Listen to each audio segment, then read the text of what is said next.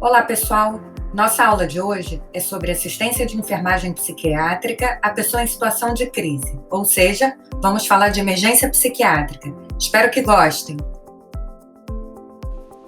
Bom, então, para começar, a gente precisa entender qual é o conceito de crise. Então, para falar de crise, a gente está falando de uma situação que envolve diversas variáveis, né? Então, crise, falar de atendimento a pessoas em situação de crise é a ponta do iceberg. Então, a gente pode dizer, como afirma Delacqua e Messina, que atendimento à pessoa de crise é o ponto máximo da simplificação de uma relação em que ela, pessoa, reduziu progressivamente o que ela é, as relações dela de vida, as relações sociais, a um sintoma ou a complexidade da existência de um sofrimento. Então, isso vocês precisam ter bem claros, porque crise envolve uma série de variáveis. É diferente da clínica, quando a gente fala, a gente está falando de uma situação de crise que está envolvendo uma situação de emergência que envolve um paciente COVID e ele está com uma baixa saturação. Você tem mecanismos imediatos para resolver esta variável, que é a baixa saturação. Quando a gente fala de atendimento à crise em pessoas com questões psiquiátricas envolvidas, a gente está falando que tem uma série de variáveis envolvidas. O sintoma não reflete todas essas variáveis, ele é apenas uma simplificação.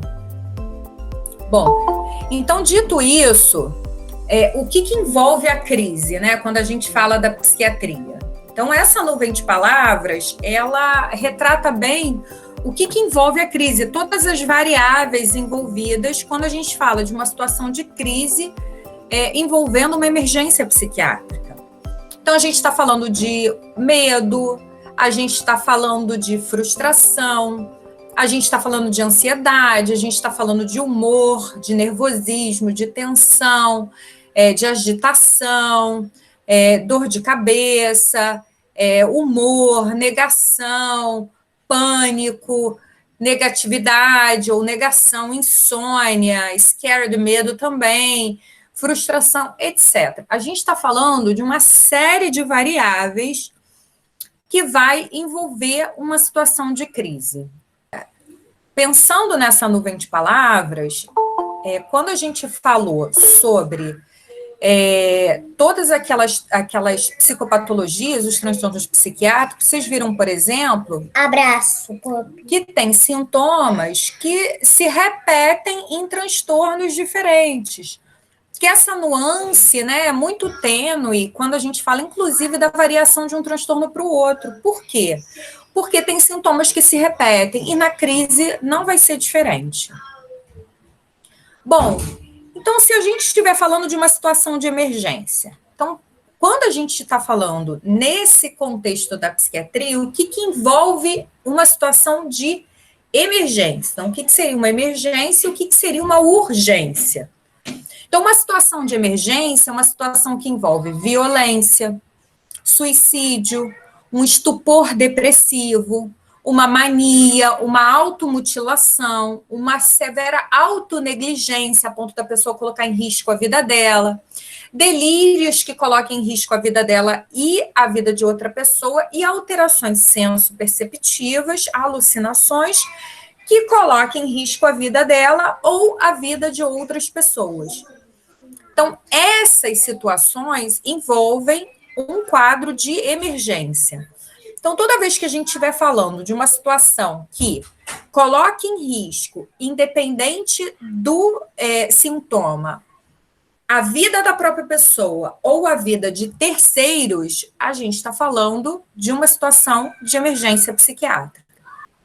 Bom, e uma situação de urgência? Numa situação de urgência, a gente está falando que a gente pode resolver esta questão, não precisa ser imediata, mas precisa ser a curto prazo, né? Então, por exemplo, um quadro de ansiedade aguda, e aí vamos lembrar a aula de transtornos de ansiedade, um quadro de transtorno de pânico. A gente pode estar falando de uma situação de urgência. Ué, Thaís, mas pânico não é emergência? Bom, pode ser se naquele momento o sintoma for tão exacerbado a ponto da pessoa não conseguir esperar e aguardar aquele timeline do pânico, né? Que ele tem um pico de ansiedade com sintomas muito agudos e ele diminui, em torno de 1 hora leva isso. Mas, casualmente, a gente está falando do pânico como uma situação de urgência. Se a gente estiver falando de uma pessoa que não está em tratamento. Uma síndrome conversiva, por exemplo, aí a gente está falando de uma outra categoria de transtornos, que são transtornos somatoformes e dissociativos. A gente nem falou disso na aula, né? Mas eu vou dar um exemplo para vocês. Uma síndrome conversiva é quando você converte uma questão psíquica, intrapsíquica, que você não conseguiu resolver, em um sintoma físico. Exemplo, uma pessoa vai fazer uma prova e ela está passando por uma situação de extrema ansiedade e ela, no momento da prova, ela perde a visão. A gente poderia dizer que essa, obviamente, precisa de uma série de outras investigações para ser caracterizado como um transtorno somatoforme ou dissociativo, precisa de uma avaliação clínica que descarte uma questão orgânica presente, mas a gente poderia dizer que é uma síndrome conversiva. Então, uma ansiedade leve, distúrbios de relacionamento interpessoal, são situações eletivas, então não envolve uma situação de emergência psiquiátrica. Então, a gente tem urgências de acordo com o nível, né? Então, uma urgência de primeiro nível, uma urgência de segundo nível, uma urgência de terceiro nível e uma situação não emergencial. Quando a gente fala de uma caracterização das urgências psiquiátricas. Então, esse texto é muito interessante, que ele trata sobre o protocolo de manejo das urgências psiquiátricas. Vou compartilhar com vocês no Classroom, mas vocês podem buscar pela própria referência. Então, uma urgência psiquiátrica de primeiro nível, como a gente estava falando, pode ser um comportamento ou risco autoagressivo, uma tentativa de suicídio, um planejamento, uma intenção de suicídio. Então, toda vez que a gente fala de um risco dessa magnitude, onde a pessoa tem uma tentativa, um planejamento, uma intenção de suicídio, a gente está falando de uma urgência de primeiro nível. Em relação ao risco a terceiros, então, uma urgência de primeiro nível seria quando existe um comportamento heteroagressivo, onde essa pessoa agride outras pessoas ou objetos na presença do examinador. Então, isso também caracteriza uma urgência de primeiro nível. E uma urgência de segundo nível? Então, uma urgência de segundo nível falaria, por exemplo, de um comportamento negligente, uma ideação de morte, uma pessoa que tem um comportamento deliberado em relação aos riscos, coloca a vida dela em risco porque não é atenta à segurança, ou tem uma intenção autodeclarada de autoagressão. E aí vamos lembrar aí, por exemplo, um dos transtornos que a gente viu da personalidade, o transtorno borderline, né? Que a gente tem essa coisa da autoagressão, da autolesão, né, em alguns casos. Então, a gente pode estar falando de uma urgência de segundo nível. Uma urgência de segundo nível, numa heteroagressividade, fala, por exemplo, de um comportamento ameaçador. A pessoa ainda não passou as vias de fato, mas ela está ali verbalizando, ela anda de um lado para o outro, ela faz ameaças verbais, por fala ou por gestos, ela tem um histórico de agressão a outras pessoas. Então, acende a luz amarela. Literalmente, a gente tem que ficar mais atento. E uma urgência de terceiro nível? Uma urgência de terceiro nível pode ser, por exemplo, atitude de autopreservação parcial. O que é isso? Onde a pessoa solicita ou admite que precisa de auxílio para a própria segurança.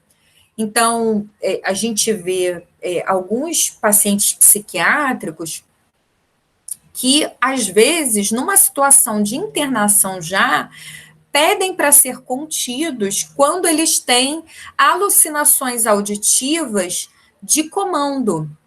Então, vozes de comando que mandam ele se matar, que mandam ele agredir outra pessoa. Como ele já sabe detectar quando se trata de uma alucinação auditiva e uma voz de comando, alguns pacientes conseguem fazer isso, a gente falou disso lá na anamnese, né?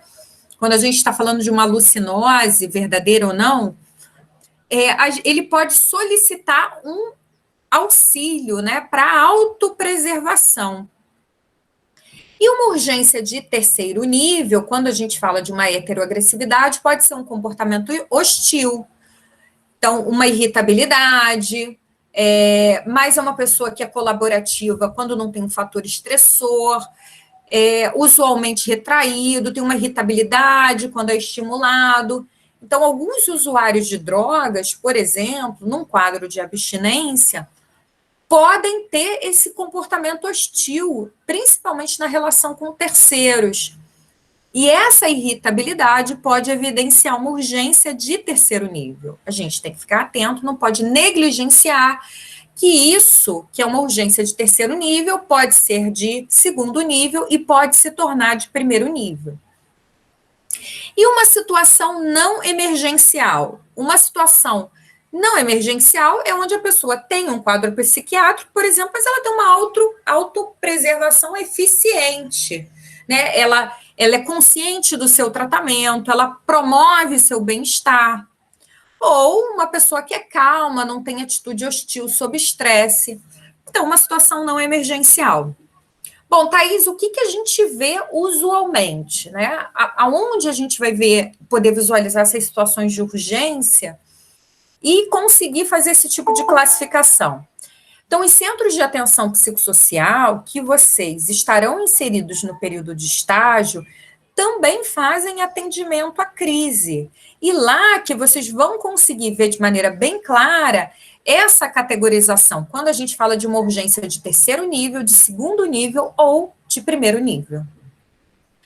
Bom, e aí como é que se organiza a emergência e a urgência na cidade do Rio de Janeiro? Então, atualmente as pessoas me perguntam, né, Thaís, como é que é isso? Teve uma crise psiquiátrica, para onde que eu vou? Para onde que eu levo essa pessoa? Para onde que eu encaminho essa pessoa? Então, é uma pergunta muito interessante, porque a gente sempre desvincula as urgências e emergências psiquiátricas da urgência e emergência clínica. E de alguns anos para cá, a gente desfez isso, entendendo que todo o protocolo de entrada das situações de urgência e emergência deveria ser via unidade de pronto atendimento, UPA. Bom, e eles ficam lá? Não, na verdade a ideia é que essas UPAs possam fazer essa triagem e encaminhar para as unidades específicas. Mas ainda existem locais que têm emergências psiquiátricas em funcionamento? Tem sim. Ainda temos unidades que fazem atendimentos de emergência psiquiátrica como primeira entrada. Então, pacientes que já têm um diagnóstico, já fazem tratamento naquela área, que já sabem que tem que se dirigir a esse local, eles habitualmente procuram essas unidades.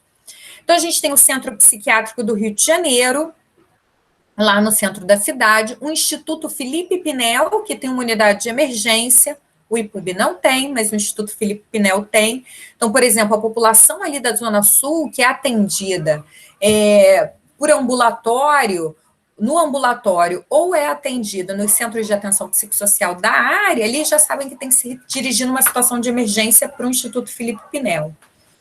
Na área que vocês fazem estágio curricular, 3.1, 3.2, a gente tem ali o PAN Del Castilho, que ele tem um atendimento de emergência psiquiátrica. O Hospital Municipal Lourenço Jorge, a entrada é pela UPA, que fica ali ao lado, mas ele tem leitos de saúde mental. E o Hospital Municipal Pedro II, ele possui também leitos de saúde mental. O que quer dizer quando a gente tem uma emergência psiquiátrica em funcionamento, por exemplo, no Centro Psiquiátrico do Rio de Janeiro, no Instituto Felipe Pinel, no PAN Del Castillo? A gente quer dizer que a gente tem uma equipe ali composta por pessoas profissionais que atuam na saúde mental e psiquiatria, que vão estar capacitados para atender especificamente as urgências e emergências psiquiátricas. A gente sabe que esse tipo de avaliação mais especializada acaba não acontecendo nas unidades de pronto atendimento. Bom, quais são os objetivos quando a gente fala de uma situação de emergência psiquiátrica? Primeiro deles, como qualquer emergência, uma emergência clínica não é diferente. A gente está falando que a gente precisa de uma estabilização do quadro. O que quer dizer isso, estabilização do quadro? Quer dizer que a gente tem que atingir um sintoma-alvo no fator desencadeador dessa problemática. Então, digamos que seja um comportamento heteroagressivo. O que pode estar desencadeando isso? Bom, a partir daí, conseguindo identificar esse sintoma-alvo, um processo transferencial, uma abstinência, um luto, enfim, uma atitude de automutilação. Quando a gente consegue detectar isso, a gente vai para uma hipótese diagnóstica. E aí existe uma questão nas emergências psiquiátricas que é muito importante, que eu mencionei quando a gente fala dos transtornos somatoformes e dissociativos, que é diferenciar uma causa orgânica de uma causa não orgânica. Então, isso é super importante. Então, vamos voltar lá para o que vocês entenderam, o que é uma crise de pânico. Quando a gente fala de um transtorno de ansiedade do tipo pânico, quais são os sintomas e com que isso pode ser confundido? Que tipo de sensação que ele tem clínica que pode ser um confundidor? E por isso é importante, nessa hipótese diagnóstica, a gente diferenciar uma causa orgânica de uma não orgânica. Então, olha só, um quadro que chegou lá numa unidade de pronto atendimento. Então, a gente recebeu uma pessoa que está com dor no peito, sensação de formigamento, dor de cabeça, uma sensação de que vai morrer, está sentindo que está taquicárdica. O que vocês vão pensar primeiro como hipótese diagnóstica? Pode ser um infarto agudo. Vai machucar, vai lá para sua aula. Pode ser um infarto agudo do miocárdio, objetivos, né? Mãe. Bota metas, não objetivos. Ouviram, né? Metas. Então, pode ser um infarto agudo do miocárdio. Como é que a gente vai fazer o diagnóstico diferencial para dizer se é orgânico, de fato é um infarto agudo do miocárdio, ou é não orgânico, é um transtorno do pânico? Como que vocês acham que a gente pode fazer isso? Eletrocardiograma, a gente vai ter que verificar a pressão arterial, vai ter que verificar as enzimas cardíacas, se tem alguma alteração. Então, se não houver um exame, seja ele um exame de imagem, um exame laboratorial, uma avaliação clínica, a gente não tem como fazer um diagnóstico diferencial. Isso é super importante porque até o momento, quando a gente atendia emergências psiquiátricas em unidades exclusivas para a psiquiatria, a gente deixava de lançar a mão de todo o equipamento que a gente precisa para diferenciar esses casos, principalmente quando a gente fala de causas orgânicas e não orgânicas. Eu falei para vocês da questão da cegueira, esse é um caso real, né, de uma pessoa que estava num momento absolutamente estressante da vida dela, e que durante a prova ela perdeu a visão, e isso era uma causa não orgânica, mas para chegar neste diagnóstico, ela teve que fazer uma série de exames clínicos, exames de imagem, para poder, de fato, descartar que naquele momento tinha algo associado ali que pudesse estar ocasionando uma cegueira, por exemplo, um tumor. Então, sem esses exames, é impossível fazer uma hipótese diagnóstica que seja adequada, e isso é super importante. Então, como terceiro ponto, é muito importante a exclusão de causa orgânica. Eu estou batendo nessa tecla porque eu sei que muitos de vocês vão para unidades de atenção geral, atenção primária, e que entender isso é um diferencial que vai permitir o fluxo de atendimento dessas pessoas de uma maneira adequada. Então, exclusão de causa orgânica significa dizer que a gente vai ter que avaliar consciência, atenção, senso-percepção, orientação, memória, focalizar na entrevista de vocês nessas áreas que vão permitir vocês tomarem uma decisão de que quadro a gente está falando. Se essa pessoa precisa caminhar num fluxo de atendimento para exames que excluam uma causa orgânica, ou ele vai caminhar em outro fluxo. até uma crise convulsiva. Vocês sabem que existe uma crise convulsiva, né, que é uma situação de emergência, que é a crise convulsiva tônico-clônica, chamado também de grande mal, onde ela é caracterizada por situações tônicas de contração e relaxamento, onde a pessoa tem um período de inconsciência e tem todos os agravantes relacionados a um quadro epilético, mas que pode ser muito similar quando a gente fala de uma crise conversiva, que ela lembra uma crise epilética, tônico-clônica, mas ela é, na verdade, uma crise conversiva. Então, isso é super importante. Até aí, todo mundo acompanhando, gente? Então, o que seria, se vocês tivessem que colocar ali na ponta do lápis, professor, eu quero saber, assim, me dá aí um checklist do que eu poderia, que sintomas ali, que quadro essa pessoa estaria apresentando, que eu poderia começar a pensar assim, caramba, isso pode ser uma organicidade, isso pode ser um transtorno orgânico. Então, o que entraria nesse checklist para vocês? Primeiro, início agudo, até 4 semanas. É adulto, começou a ter os sintomas agora. É idoso, começou a ter agora. Tem 1 mês esses sintomas, mesmo que seja um delírio, mesmo que seja uma alucinação, que é o carro-chefe da psiquiatria. Primeira suspeita de organicidade. Piora rápida, começou a ter, esses sintomas estão piorando, numa exponencial. Tem flutuação dos sintomas, hora está agitado, hora está sonolento, tem períodos de alerta relacionados com períodos de rebaixamento da inconsciência, tem uma psicomotricidade desorganizada, tem piora dos sintomas à noite, quando diminuem os estímulos externos, já ouviram falar? Tá numa situação de emergência, não deixa a pessoa dormir? Então, assim, quando diminuem os sintomas externos, né? Tem uma piora desse quadro. A evolução do quadro é alternada de momentos agudos, diminuindo, com momentos não agudos. Tem histórico de abuso de substâncias. Tem, paralelamente, uma agudização de uma doença clínica, uma questão hormonal, um problema na tireoide, por exemplo, uma questão cardíaca, enfim, um histórico de tratamento de câncer. Tem esses sintomas psiquiátricos graves em idoso. É um idoso que não tem antecedentes psiquiátricos? Será que a gente está falando só de um quadro demencial? E sinais clínicos que a gente pode observar, por exemplo, redução do nível de consciência, comprometimento cognitivo. Então, tem dificuldade para elaborar as respostas nesse comprometimento cognitivo, isso quer dizer, tem uma desorganização do pensamento.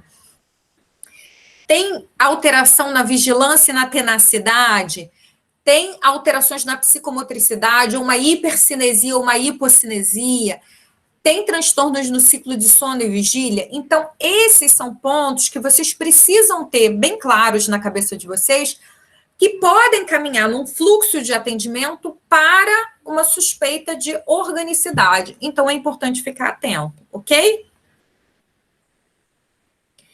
Bom, e aí, nesses quadros, quando a gente fala de uma situação de emergência, tem um quadro muito comum, que é o quadro de delírio. Então, é uma perturbação da função mental, um quadro de delírio, e ela tem como sintomas aí, que são confundidores para um quadro não orgânico, que é a questão da presença da alteração do conteúdo do pensamento e da senso-percepção do delírio e da alucinação.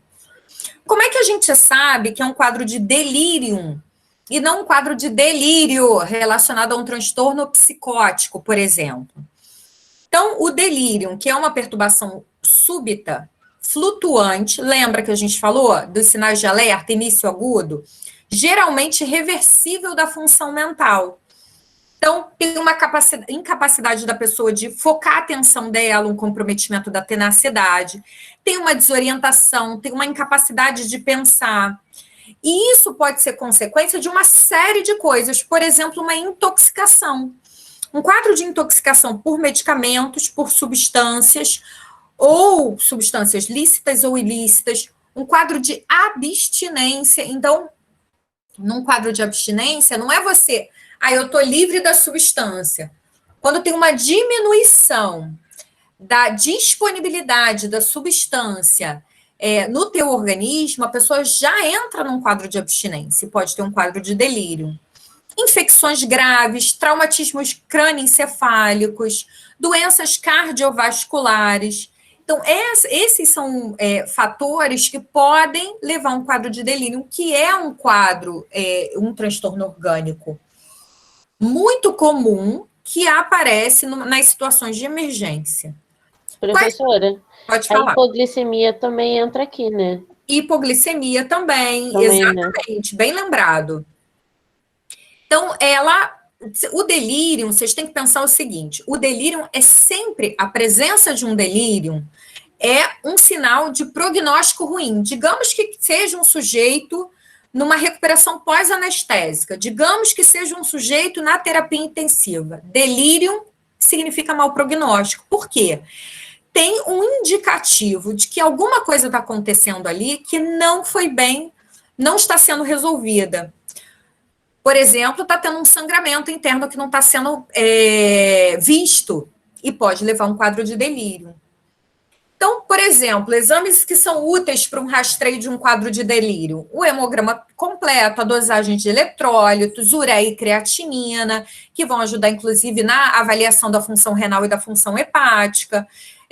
Um EAS, uma urocultura, para saber se tem algum micro-organismo que esteja contaminando ali, que possa provocar um quadro de sepse. Um raio-x, um eletrocardiograma. Então, todos esses são exames úteis que vão nos ajudar quando a gente fala de uma situação, de um quadro de delírio.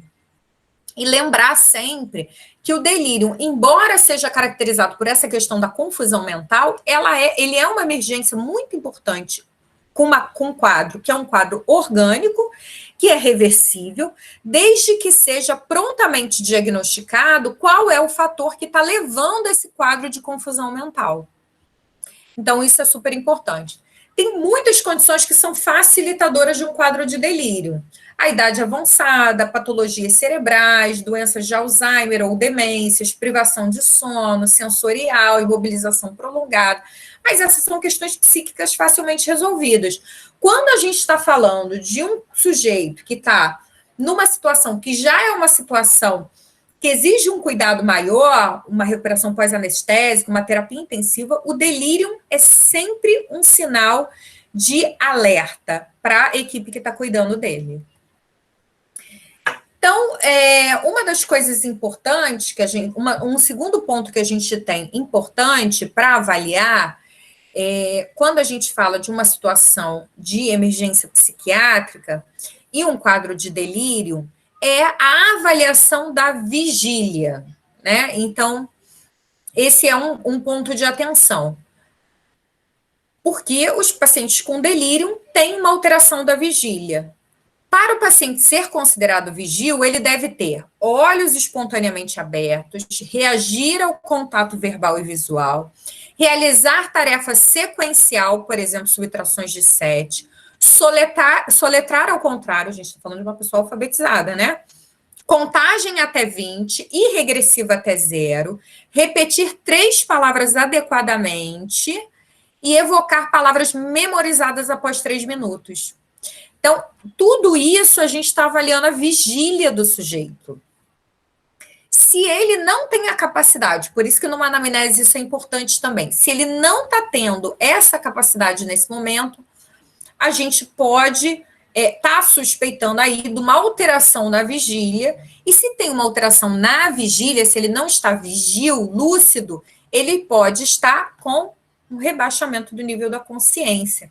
E que dentre aqueles quadros, lembrando que a gente falou que um dos quadros de rebaixamento do nível da consciência mais grave, que pode envolver um quadro de delírio, era o quadro de obnubilação. Então, que é um quadro grave que precisa ser visto e cuidado, ok? Uma outra situação de emergência que a gente fala muito, né, e que a gente ouve muito de emergência psiquiátrica é a ideação ou a tentativa de suicídio. Quando que a gente pode suspeitar que existe uma ideação suicida? Então, novamente, bloquinho de notas ali, checklist de coisas que vocês precisam ficar atentos. Tentativa prévia ou fantasias de suicídio. Ansiedade, depressão, esquizofrenia, todos esses transtornos podem estar associados a ideações suicidas. Meios para o suicídio. A pessoa tem, dentro da sua casa, meios para suicídio, por exemplo. Preocupação do ato aos familiares. Familiares relatam que tem uma mudança de comportamento e estão preocupados se essa pessoa pode tentar o suicídio. Ideação suicida verbalizada. Sim, as pessoas que têm ideação suicida verbalizam isso. Testamento. Está fazendo um testamento, é um jovem adulto, resolveu fazer o testamento. Comecem a suspeitar. Crise vital próxima, vai se aposentar. Por exemplo, perdeu o emprego, está cumprindo o aviso prévio. História familiar de suicídio, falta global de esperanças. Então, todos esses são pontos que vocês precisam ficar atentos para quando a gente fala de um quadro de ideação suicida. E vocês sabiam, na opinião de vocês, quem tem maior risco de suicídio? Enfermeiros ou médicos? Vocês sabem que esse artigo que saiu agora recentemente, de abril de 2020, aqui do dia 20 de abril de 2021, da revista The Heart, ele fala exatamente sobre isso. Vale a pena ler o artigo, mas eu trouxe para vocês olharem. Olha aqui a diferença. Female nurses are at significantly greater risks of dying by suicide. Bom, o risco de violência. A gente tem riscos de violência que podem ser psicológicos, orgânicos, psicóticos e sociais. A gente tem, na verdade, várias caracterizações sobre os tipos de violência. Mas eu trouxe essa para falar sobre as emergências psiquiátricas. Então, violência psicológica tem a ver com temor pela própria segurança, raiva ou discussões, sentimentos de derrota ou incapacidade, comportamento aprendido, história de abuso físico ou sexual. Orgânica tem a ver com intoxicação, quadros de intoxicação aguda, efeitos colaterais de medicamento e delírio podem levar a um risco de violência. Transtornos psicóticos com delírios paranoides, alucinações imperativas, delírios depressivos ou niilistas de guerras e ideação suicida intensa podem levar ao risco de violência. E sociais, pressão do grupo, intolerância social, exposição prévia a situações de violência, podem levar a um risco de violência. Então, esse risco de violência também pode caracterizar uma situação de emergência.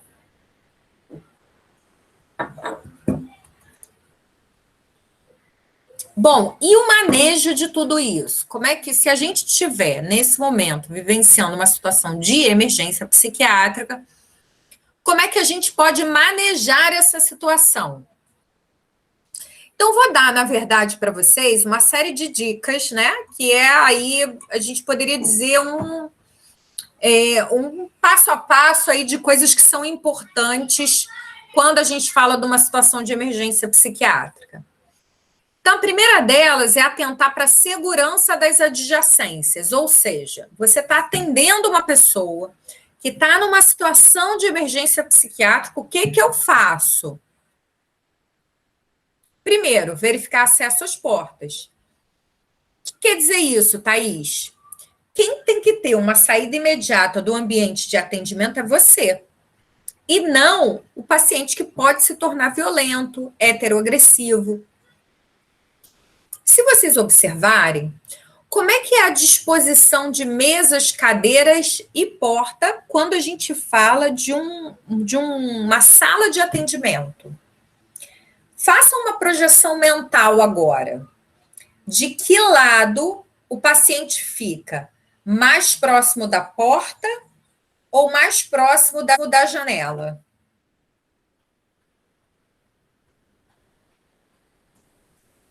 Habitualmente, faça uma projeção mental. Mais próximo da porta. Pois é, né? Já pararam para pensar sobre isso? Se a gente estiver falando de uma emergência psiquiátrica, ele se tornar agressivo, você vai conseguir sair da sala? Se ele que está na frente da porta?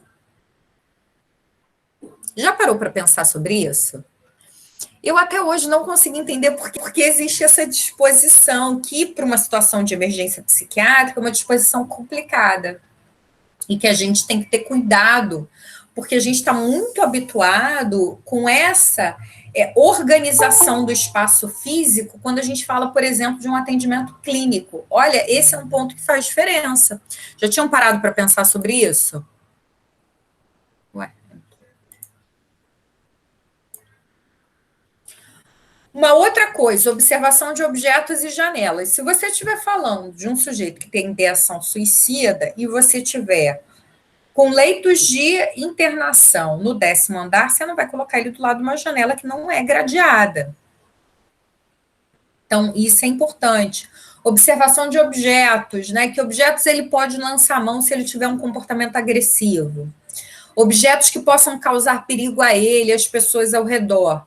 Está portando arma de fogo, arma branca, álcool, isqueiro, fósforo, garfos, objetos pontiagudos, suporte de soro, extintor de incêndio. Então, a gente precisa mapear esse ambiente para saber o que dali, se for um local de atendimento a situações de emergência psiquiátrica, podem ser objetos potencialmente perigosos.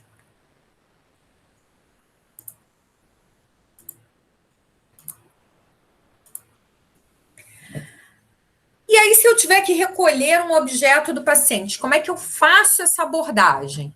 Uma das formas de fazer essa abordagem é sempre apostem primeiro numa abordagem tranquila. Não retirem os objetos usando a força e reforçar que faz parte da rotina. Não é assim, eu, Thaís, estou mandando. Olha só, a rotina da instituição é que você não pode ficar com isso. Você me entrega que quando você for embora eu te devolvo, mas aqui dentro você e nenhum outro paciente pode permanecer com esse tipo de objeto. Essa é uma norma da instituição. Então, transfiram a responsabilidade para a instituição. Isso é super importante.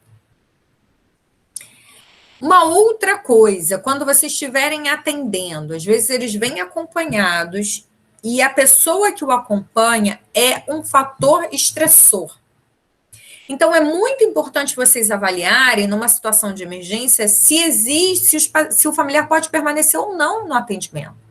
Pode ser que o familiar seja o ponto estressor ali e que dificulte ainda mais e leve a um comportamento potencialmente agressivo. Se a gente está falando de uma emergência psiquiátrica, a gente precisa adaptar o ambiente para o paciente quiser andar ou permanecer, por exemplo, no leito. Então, muitas das vezes, a disposição das unidades de atendimento gerais, elas são muito engessadas. E aí, por isso fica difícil atender a psiquiatria, porque a psiquiatria precisa de uma certa flexibilidade.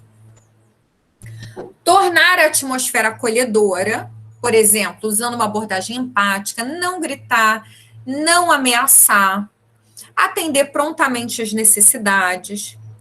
E sempre que a gente estiver falando de uma ideação suicida, a gente precisa de um ambiente supervisionado. Uma outra coisa importante, quando a gente faz um atendimento numa situação de emergência psiquiátrica, é nos identificar, falando claramente quem nós somos, qual é a nossa formação, qual o nosso papel ali. Se trabalhamos em esquema de plantão, vamos ficar o dia todo, ou a noite toda, ou vamos estar a semana toda. Para pacientes que têm delírios, alucinações, é muito importante manifestar a nossa chegada com uma saudação, a saída com uma despedida. Não mentir e cumprir promessas é muito importante, porque toda atuação e abordagem para um paciente psiquiátrico depende do vínculo terapêutico. É importante acalmar o paciente dizendo que é um profissional de saúde que está ali para ajudar e nunca concordar com declarações confusas, usar a dúvida razoável, do tipo, você está vendo? Está ali, ele veio para me matar, você não está vendo? Está ali na porta. Olha, eu não estou vendo, mas eu acredito que você esteja vendo. Essa é uma dúvida razoável. Quer dizer, você, ao mesmo tempo que dá para ele a definição do que é realidade, do que não é, você acolhe um sintoma que pode ser muito angustiante. Então, usar a dúvida razoável é muito importante nessa abordagem. A postura da gente faz toda a diferença. Então, um hábito que muitos profissionais têm, diminuiu nessa pandemia, né? Graças a Deus, é o contato físico desnecessário, é achar que acolher é abraçar, é tocar. Abraçar e tocar, muitas das vezes, para um paciente psiquiátrico, pode ser absolutamente invasivo. Então, não façam isso.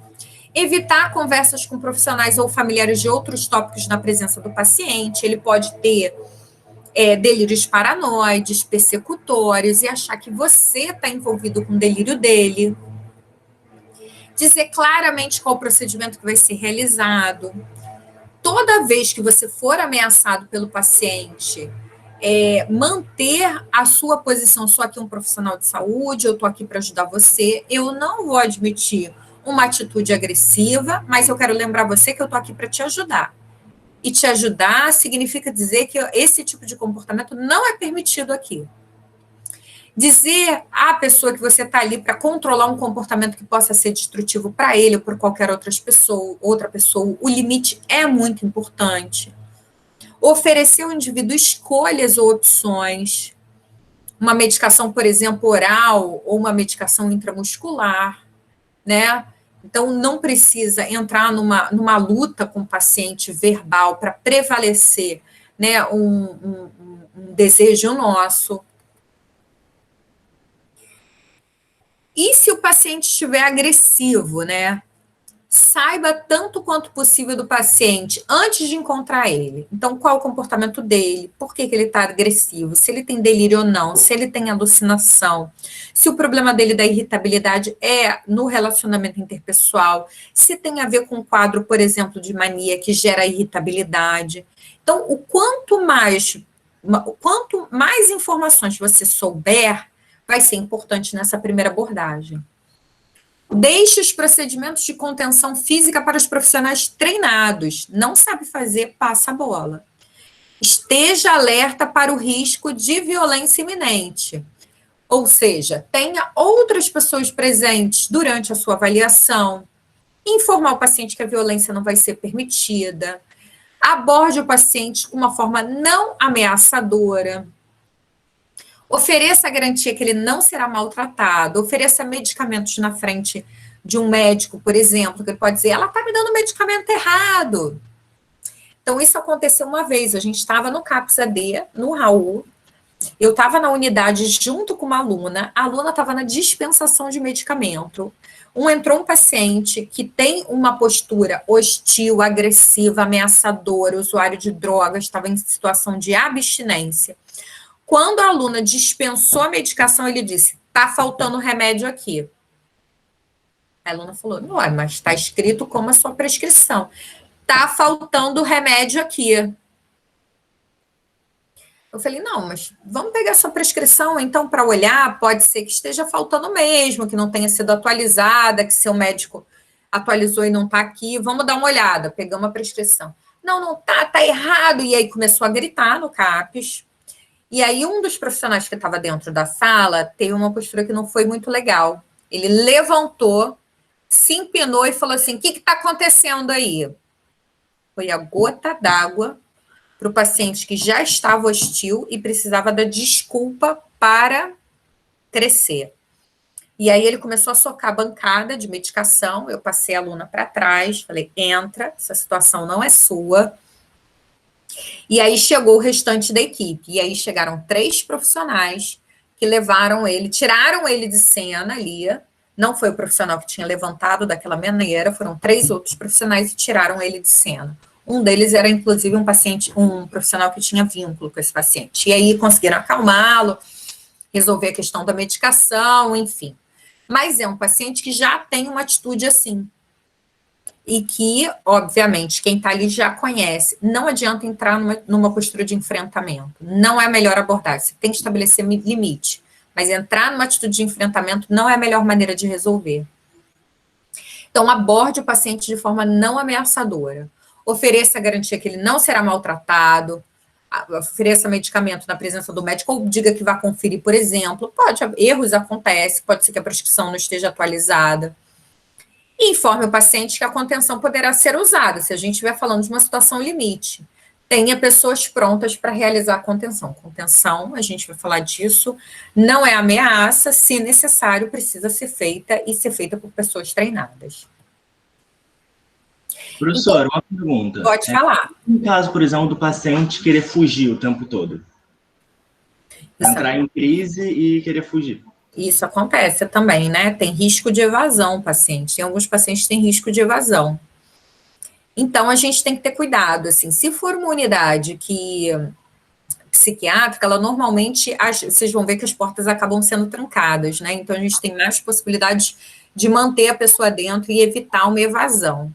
Se a gente estiver falando de uma unidade aberta, às vezes a gente precisa lançar a mão da contenção nas primeiras 24 horas, porque o risco de evasão é muito grande e ela precisa de um tratamento imediato.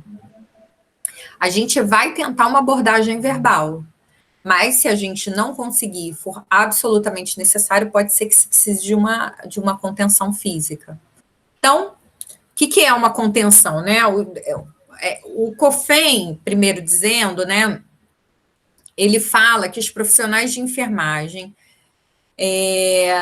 somente poderão empregar a contenção mecânica do paciente sob supervisão direta do enfermeiro e preferencialmente em conformidade com protocolos estabelecidos pelas instituições de saúde. Então, para que haja contenção, é importante que a unidade tenha um protocolo, né, de atendimento para essas situações. Então, isso é super importante. Se não há, assim, precisa ter um envolvimento do centro de estudos para pensar num protocolo. E a contenção, ela vai ser realizada quando for o único meio disponível para prevenir dano imediato ou iminente ao paciente ou aos demais. Esse é o ponto, quando a gente fala de contenção. Então, prevenir danos, prevenir descontinuidade do tratamento, diminuir a quantidade de estímulos e, poucas vezes, atender a uma demanda do paciente. Não é medida punitiva ou disciplinar, que a gente via muito ao longo da história da psiquiatria. Então, a gente tem uma primeira contenção que precisa ser feita antes da gente lançar a mão de uma contenção física, que é a contenção humana. Então, uma contenção humana é aquela que exige pelo menos a presença de 3 a 5 pessoas, que o objetivo é restringir o espaço físico de circulação do paciente, possibilitando uma intervenção verbal. É preciso ter um coordenador da contenção. Deve-se formar um semicírculo em volta do paciente, onde terá uma pessoa apenas que vai conversar com o paciente, ou falar com ele, dialogar com ele, fazer os combinados, que é o coordenador da contenção. E somente o coordenador da contenção poderá reverter uma contenção humana em uma contenção física. Tá? Então, esse é o posicionamento quando a gente fala de 3 pessoas numa medida que a gente chama de contenção humana.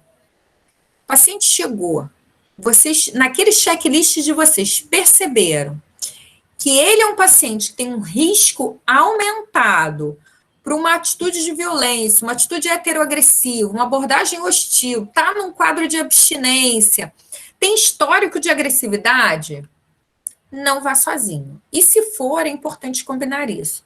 Quem fala com o paciente é quem está nessa posição, que é o coordenador da contenção, que vai manter o diálogo frente a frente. Essas 2 pessoas são as pessoas de apoio.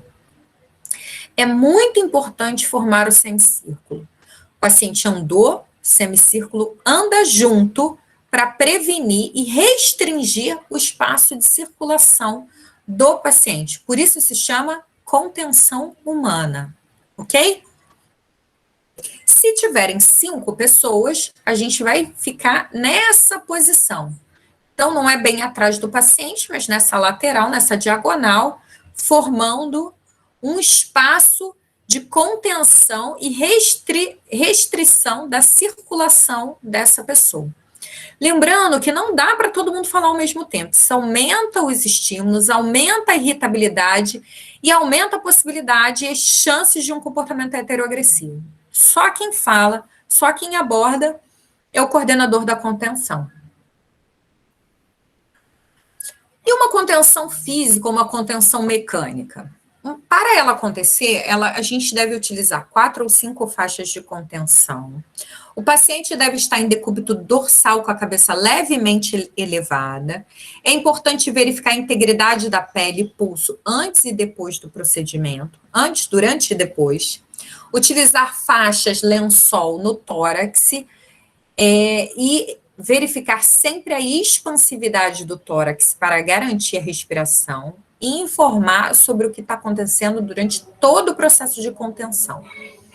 Lembrar que contenção não é abandono. Então, não é porque eu contive e agora eu estou tranquila, não preciso olhar o paciente. Não é. É uma medida necessária que exige uma supervisão ainda maior. Então, o que é importante quando a gente fala desse tipo de contenção? Não está portando óculos, relógio, corrente, pulseira e anel. A gente já sabe que o óculos não, mas os demais itens, acessórios, não são recomendados numa unidade de saúde, em especial se a gente for fazer uma contenção. Já vi N pessoas perderem pulseira, perderem relógio, perderem brinco, quebrarem óculos numa situação de contenção. N pessoas, né? Não esqueçam que eu trabalhei em emergência psiquiátrica, né? Então, plantão dia, plantão noite, N pessoas. Tira antes, tira. Quanto ao paciente, retirar o crachá, relógio, óculos, prótese, sapatos, quando for fazer a contenção, ou logo após a contenção. O profissional coordenador ou condutor da contenção deve ser referência para o paciente. Ele é o único que se dirige verbalmente e explica o que está acontecendo. Você vai precisar ser contido agora. Seu comportamento não está adequado, a gente vai ter que conter para ajudar você a melhorar. Você vai ficar contido o menor tempo possível. A gente vai te levar para a cama e você vai precisar ser contido.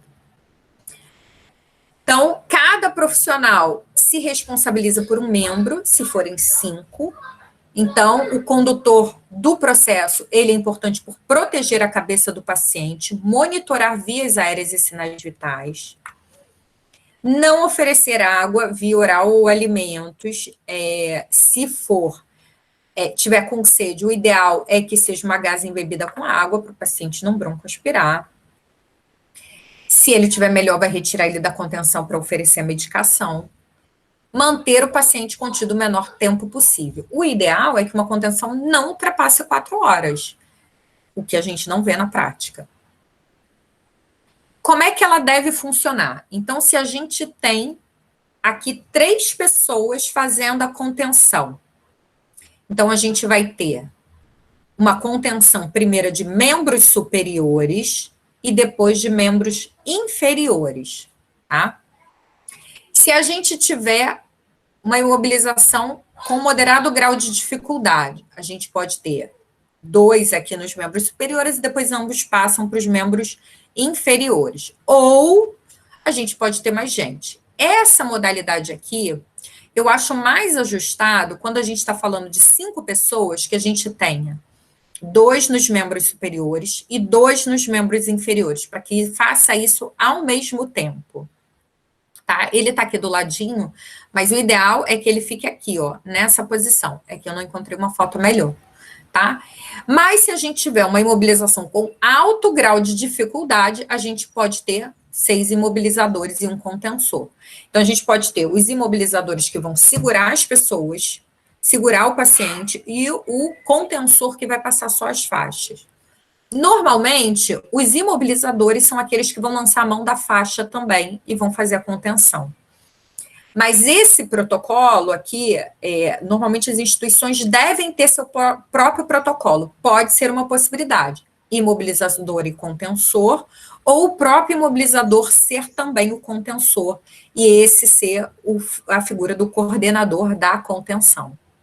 Bom, então, as faixas normalmente estão localizadas nessa posição, nos membros superiores e inferiores, e se tiver uma quinta faixa, ela deve ser torácica e não abdominal, para não dificultar a expansividade do diafragma, tá? Qual o problema de uma contenção física mal feita? Está retratada nessa foto aí. A gente chama de lesão de plexo braquial. Já ouviram falar de contenção em paraquedas?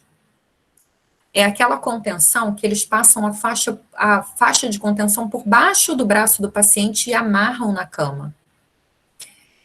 Eles passam por baixo, fazem como se fosse um paraquedas e amarram na altura da cabeça do paciente, atrás, né, da cabeça, no leito mesmo. Então, essa é uma contenção que a gente chama de contenção em paraquedas, que é perigosíssima, não é recomendada, é contraindicada, porque ela pode fazer o que a gente chama de lesão de plexo braquial.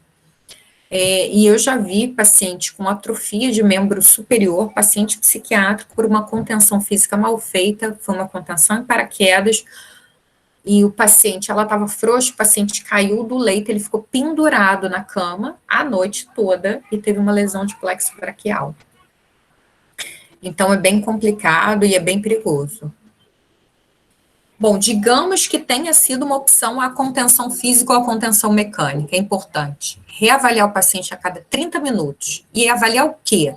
Nível de consciência, nível de sedação, sinais vitais, estado dos membros contidos, se há ou não garroteamento, monitoramento dos sinais vitais, perfusão sanguínea, avaliação do local da contenção, auxiliar nas necessidades básicas e sempre registrar a cada reavaliação. Isso é uma medida de precaução que garante a integridade física do paciente e também indica um protocolo estabelecido pela equipe de saúde. Uma prática clínica humanizada. O que a gente avalia quando a gente está falando nesse momento de avaliação, quando a gente está falando, por exemplo, de um paciente num estado de agitação? A gente tem várias escalas, por exemplo, a de Reis, que pode ser uma delas, pode ser adotada, estabelecer uma pontuação ali. Como é que está o comportamento do paciente? Combativo, muito agitado, inquieto, alerta e calmo. Então, usar uma escala também é um auxílio importante quando a gente fala de avaliar um paciente contido, por exemplo, o estado de agitação do paciente que está contido, porque pode indicar a necessidade, se ele está num estado combativo ou muito agitado, de contenção química também, e não só contenção mecânica. E a gente pode também utilizar outras escalas, a de Hansen, por exemplo, que é uma outra forma de avaliar, mas também é usada para avaliar pacientes que têm um grau de sedação, por exemplo, que estejam numa recuperação pós-anestésica, que estejam numa contenção e que precisam dessa avaliação mais de perto. É uma outra escala que pode ser recomendada e usada para avaliar um paciente nesse estado. Bom, e se for necessário uma contenção farmacológica, né? Existem fármacos que são destinados para conter a agitação psicomotora. Haloperidol, clorpromazina, os benzodiazepínicos, por exemplo, e antipsicóticos de última geração. Lembrar sempre que, obviamente, a contenção farmacológica ou química, ela é prescrição médica, mas a gente vai ter aí antipsicóticos de baixa potência, por exemplo, a clorpromazina, são antipsicóticos menos seguros para uma situação de emergência. Por quê? Porque podem provocar uma sedação excessiva, hipotensão, arritmias e diminuição do limiar convulsivo. Todos os antipsicóticos fazem isso, mas os de baixa potência têm um risco maior. E a gente tem aí o que é mais utilizado, os antipsicóticos, de alta potência. Porque eles têm menor incidência de sedação, mas contêm agitação, menor probabilidade de arritmias cardíacas, menor efeito na redução do limiar convulsivo, mas tem maior chance de provocar sintomas extrapiramidais. Então, tudo isso tem que ser pesado. A gente vai falar dos efeitos extrapiramidais na aula de psicofarmacologia, que é a nossa próxima aula. E a gente tem os antipsicóticos de nova geração, por exemplo, a olanzapina, que é muito difícil ser usada, porque a gente tem custos elevadíssimos nessa medicação. Mãe, quando você vai me dar Robux? Depois a gente fala sobre isso. A gente tem aí antihistamínicos, por exemplo, a prometazina, que pode ser utilizada associada a antipsicóticos de alta potência. Isso é muito utilizado, a combinação do haloperidol, por exemplo, com a prometazina. Então, muito comum numa situação de emergência psiquiátrica, ou serem usados de forma injetável e combinados. E a gente tem também os benzodiazepínicos, né, que vão ter uma ação sedativa, tem o risco, principalmente se a gente fala de um quadro de abstinência por substância ou uma abstinência alcoólica, de aumentar a propensão à depressão do sistema nervoso central. E é importante a gente estar avaliando aí a via de administração, porque quando a gente fala de um benzodiazepínico, por exemplo, o diazepam, ele não é recomendado para ser administrado por via intramuscular, porque ele tem uma absorção errática.